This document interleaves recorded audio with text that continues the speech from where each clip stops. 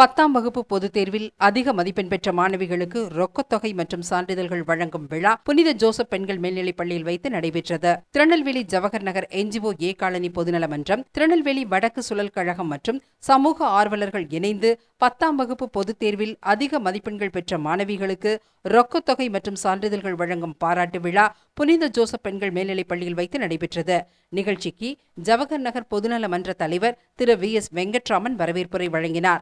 அதனைத் தொடர்ந்து 10ஆம் வகுப்பு பொதுத் தேர்வில் மாநில அளவில் முதல் மதிப்பெண் பெற்று சாதனை படைத்த முத்துவேணிக்கு மாவட்ட வருவாய் அதிகாரி MG குழந்தைவேலு 10,000 ரூபாய் ரொக்கப் பரிசு வழங்கி பொன்னாடை அணிவித்து பாராட்டு தெரிவித்தார். அதே மாணவிக்கு RECT பாலிடெக்னிக் கல்லூரி அதிபர் திரு R முத்தையா பிள்ளை 5,000 ரூபாய் வழங்கினார். இரண்டாவது மாணவியான அனிசா ஷபானாவிற்கு NGO ஏ காலனி ஜவஹர் நகர் பொதுநல மன்ற தலைவர் VS வெங்கட்ராமன் 3,000 ரூபாய் வழங்கி பொன்னாடை அணிவித்தார். மாத்திதா இந்து கல்லூரி ஆட்சி மன்ற உறுப்பினர் அரிமா திரு சிதம்பரம் பரிசு கோப்பை வழங்க, திருநெல்வேலி வடக்கு சுழல் கழக நிர்வாகி திரு S சின்னதுரை சுழல் கழக சான்றிதழ் வழங்கி சிறப்பித்தார். மூன்றாவது மாணவியான செல்சியா ஷெர்லினுக்கு துணை ஆட்சியர் திரு ஜோசப் ராஜா ஃபாதர் அவர்கள் மூன்றாவது மாணவிக்கு ரொக்க பரிசாக ரூபாய் 2,000 வழங்கி பொன்னாடை அணிவித்து சிறப்பித்தார். மூத்த குடிமக்கள் மேலவைத் தலைவர் ராஜா லயனல் பரிசு கோப்பையை வழங்கினார். திருநெல்வேலி வடக்கு சுழல் கழக நிர்வாகி MPS மீரான் மைதீன் சுழல் கழக சான்றிதழை வழங்கினார். அத்துடன் பரிசு பெற்ற மாணவிகளுக்கு ஸ்ரீ நற்பணி இயக்கத்தினுடைய தலைவர் தியாகு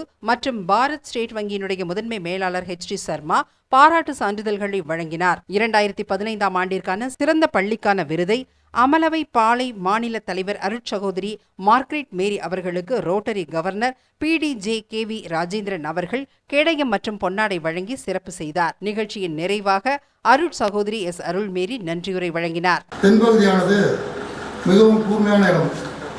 அதே போல கல்வியறிவிலே மிகவும் கூர்மையான கல்வியறிவை பெறும் மாவட்டம் இந்த மாவட்டமாகும்.